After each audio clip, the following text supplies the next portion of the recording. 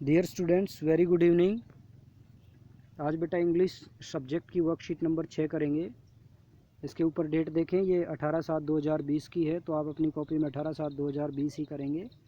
जैसे सारी वर्कशीट आप करते हैं ऐसे ही करेंगे बेटा। सब्जेक्ट लिखेंगे, वर्कशीट नंबर 6 लिखेंगे, डेट यही लिखेंगे, class 9th, name of the student अपना नाम, name of the class teacher, मेरा नाम लिखेंगे बेटा।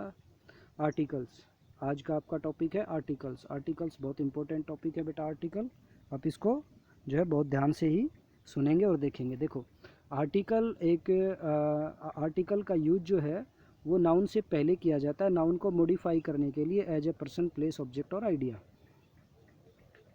ठीक है, यूज इसका कहाँ होता है? नाउन से पहले, बिफोर ए नाउन। एक नाउन से पहले इसका यूज होता है नाउन को मॉडिफाई करने के लिए।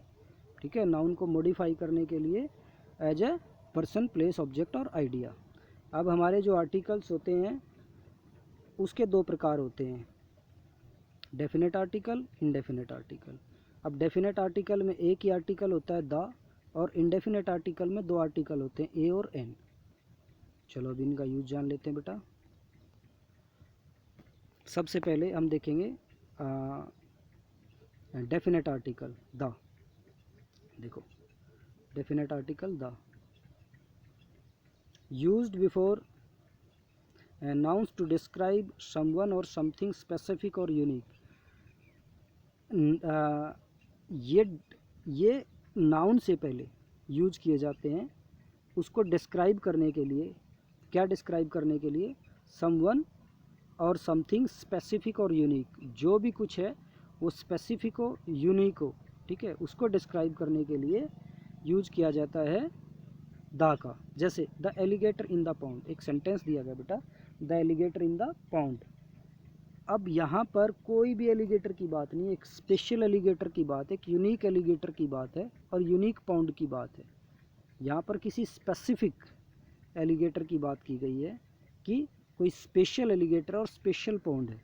मतलब ये नहीं कि कोई भी एलिगेटर। अगर यहाँ पर ए एलिगेटर होता तो फिर हो जाता कोई भी एलिगेटर, ए पॉन्ड होता तो कोई भी पॉन्ड हो जाता। द एलिगेटर, तो ये कोई एलिगेटर जो है स्पेशल एलिगेटर, स्पेसिफिक किसी एलिगेटर को इंडिकेट किया गया और स्पेसिफिक ही पॉन्ड को इंडिकेट किया गया, इसलिए इसके साथ दा लगाया गया है।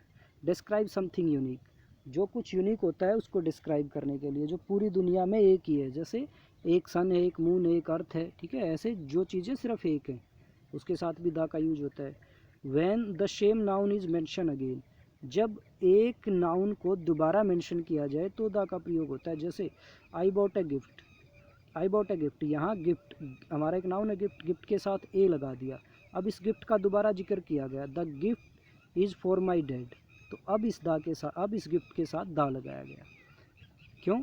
क्योंकि नाउन को अगेन मेंशन किया गया, दोबारा मेंशन किया गया। तो किसी भी चीज़ को जब हम दोबारा मेंशन करेंगे जो हमारे लिए नॉन हो गई, तो उसके साथ हम दा का यूज करेंगे। जितनी डायरेक्शन है, the north, the east, the west, जितनी भी डायरेक्शंस हैं सब डायरेक्शंस के साथ दा का प्रयोग होगा बेटा। अब एक ही बात कर लेते हैं, use before a noun which begins with a consonant sound. बहुत ध्यान से देखेंगे बेटा, कॉन्सोनेंट नहीं होता, कॉन्सोनेंट साउंड होता है। बच्चे क्या करते हैं? बच्चे अक्सर यही गलती करते हैं, कॉन्सोनेंट देख लेते हैं कि भी कॉन्सोनेंट से शुरू है तो सीधा हम यहाँ पर ए लगा, लेकिन हमने कॉन्सोनेंट नहीं देखना, हमने कॉन्सोनेंट साउंड देखना है। अब देखो इसको, ए को और एन को बड़ी आसान सी भाषा में समझ लो। हमारे हिंदी के जो स्वर होते हैं ना, हिंदी के स्वर, यहाँ पर आप हिंदी पर विश्वास करें बेटा, हिंदी के स्वर होते हैं ए, आ, ई, आप सबको याद होंगे। जो भी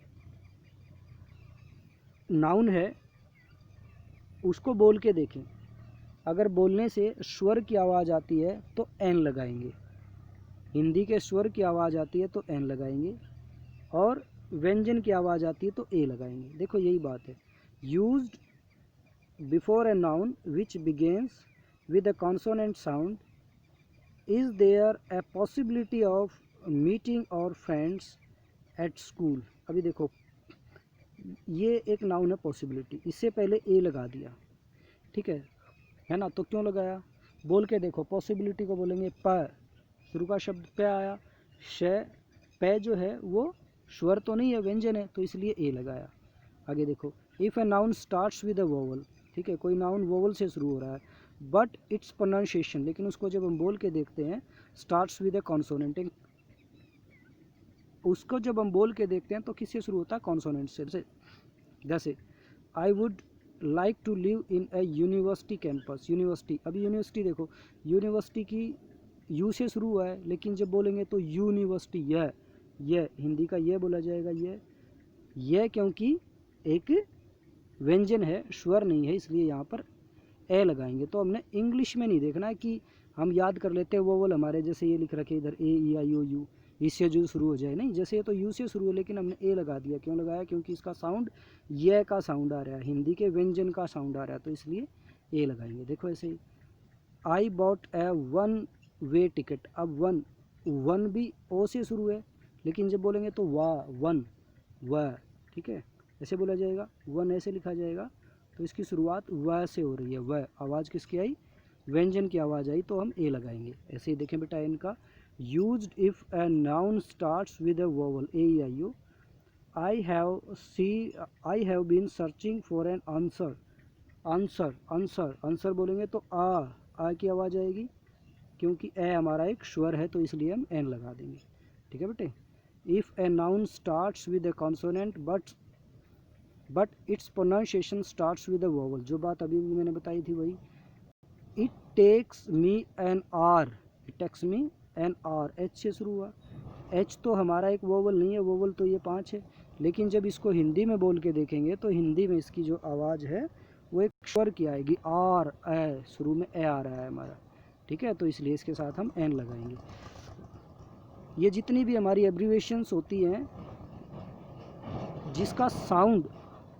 जिसका साउंड वोवल हो, जैसे एम ए, एम है, हिंदी में बोलेंगे एम को ऐसे लिखेंगे, ऐसे बोलेंगे तो एम, ये ए, ठीक है, और ए हमारा क्या है, स्वर है हिंदी का, तो इसलिए एन लगाएंगे। M S C M B B S M, लेकिन अगर आप बी ए की बात करेंगे, अभी तो एक एब्रीवेशन है बी ए, बी, तो इसमें देखेंगे पहला क्या आएगा, ब हमारा एक स्वर नहीं, एक व्यंजन है, तो इसके साथ ए लगाएंगे, इसमें एन नहीं लगाएंगे। ठीक है बेटे, मेरे ख्याल में आपको शायद समझ में आ गई होंगी ये बातें। कुछ और देख लेते हैं वर्कशीट में जो कुछ है नीचे। वर्कशीट बिल्कुल पॉइंट टू पॉइंट है, बहुत बढ़िया वर्कशीट है बेटा। देखो, a an is use with only singular nouns, a और एन का यूज सिर्फ सिंगुलर नाउन के साथ होगा। Unspecific plural nouns do not need an article, जितने भी अनस्पेसिफिक प्लूरल नाउन होते हैं, देखो सिंगुलर के साथ तो ए एन, जितने प्लूरल होंगे और जहाँ पर नाउन लगाना ये तो हम सीधा दा लगा देंगे, लेकिन जो अनस्पेसिफिक प्लूरल नाउन्स होंगे उनके साथ दा नहीं लगेगा। जैसे देयर आर स्काई स्क्रैपर्स इन गुड़गांव, ठीक है, गुड़गांव में स्काई स्क्रैपर्स होते हैं बेटा, ऊंची ऊंची बिल्डिंग, ठीक है, वहाँ पर बहुत ऊंची ऊंची बिल्डिंग्स हैं, ठीक है, तो ये एक अनस्पेसिफिक प्लूरल होगा, इसके साथ हम आर्टिकल नहीं लगाएंगे, कोई भी आर्टिकल नहीं लगेगा। No article is used before special places, proper noun, meal, language, इनके साथ कोई भी आर्टिकल नहीं लगता। जैसे वी स्टडी इंग्लिश है ना, तो द इंग्लिश नहीं कहेंगे। एवरी डे आफ्टर लंच, ठीक है, लंच के साथ भी नहीं लगेगा। एट होम ड्यूरिंग क्वारंटाइन, तो इनके साथ हम आर्टिकल नहीं लगाएंगे। ये बेटा आपका आर्टिकल का आज की जो वर्कशीट है मैंने आपको एक्सप्लेन करने की कोशिश की, और मैं उम्मीद करता हूँ सब बच्चों को शायद समझ में आया होगा। एक छोटी सी इसकी एक्सरसाइज है बेटा, इस एक्सरसाइज को करेंगे, बहुत आसान है। देखो एक मैं आपको करा देता हूँ। दिल्ली, यहाँ पर क्या है, complete the following conversation using a an D.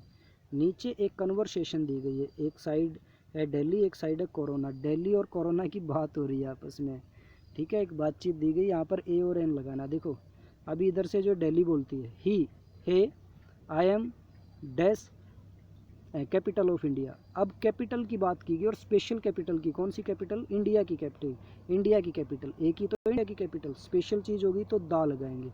Hey, I am the capital of India. Where do you come from, ठीक है, तुम कहाँ से आए हो। अभी इधर से जो कोरोना बोल रहा है, I come from the east, the है ना, डायरेक्शन मैंने बताया था, डायरेक्शन से पहले दा लगेगा, ठीक है बेटा। ऐसे ही सारी वर्कशीट को आप आराम से कर सकते हैं, लेकिन फिर भी अगर किसी बच्चे को कोई दिक्कत हो तो मेरे से पूछ सकता है बेटा, ठीक है। वो मुझे मैसेज भी कर सकता है और कॉल भी कर सकता है। तो मैं समझता हूँ शायद आज की वर्कशीट सब बच्चों को बहुत अच्छे से समझ में आई होगी बेटा। आर्टिकल्स को करेंगे और ऐसे ही करेंगे जैसे आपको हमेशा बताता हूँ। आप स्क्रीन को अपना एक पेज अपना पेज मान लेंगे और जो कुछ इस पर लिखा हुआ है पहले वर्कशीट पूरी लिखा करो, ठीक है। पूरी वर्कशीट लिखोगे और फिर उसके बाद नीचे एक्सरसाइज करनी होती है। ओके बेटा, थैंक यू।